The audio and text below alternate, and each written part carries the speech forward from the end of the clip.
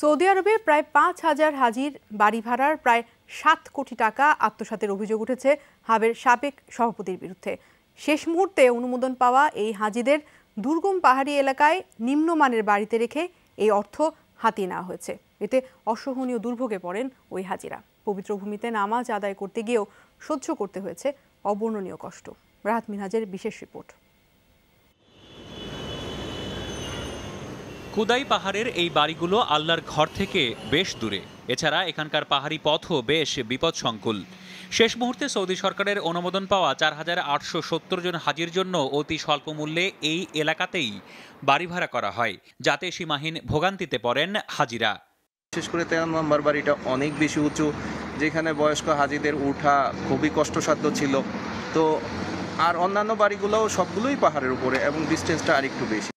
খোঁজ খবর নিয়ে জানা গেছে, মক্কায় বাড়ি ভাড়ার জন্য হাজিদের কাছ থেকে নেওয়া হয় জনপ্রতি ৮৩০ রিয়াল, অথচ দূর পাহাড়ের এই বাড়িগুলো ভাড়া করা হয় মাত্র ৩০০ রিয়ালে।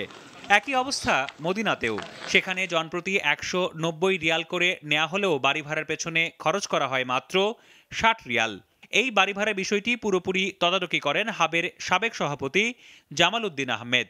অভিযোগ আছে, ধর্মমন্ত্রীর প্রশ্রয় বা দায়িত্বহীনতার সুযোগে তিনি বিশাল অঙ্কের এই টাকা আত্মসাৎ করেছেন।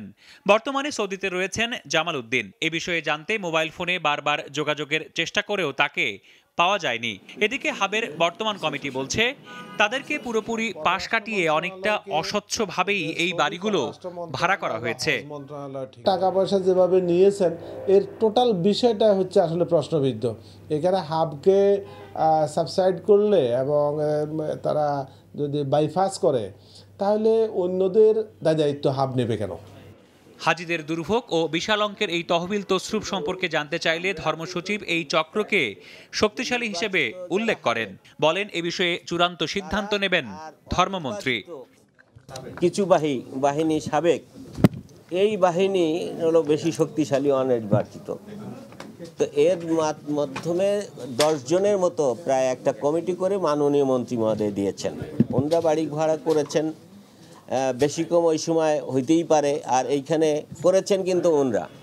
এদিকে সৌদি থাকাকালীন হাজিদের এই সমস্যার কথা নজরে আনলে দায়ীদের বিরুদ্ধে ব্যবস্থা নেওয়ার কথা বলেছিলেন ধর্মমন্ত্রী। কিন্তু কবে আর কখন এই ধরনের ব্যবস্থা নেওয়া হবে তা এখনো পরিষ্কার নয়। রাহাত মিনহাজ, যমুনা নিউজ, ঢাকা।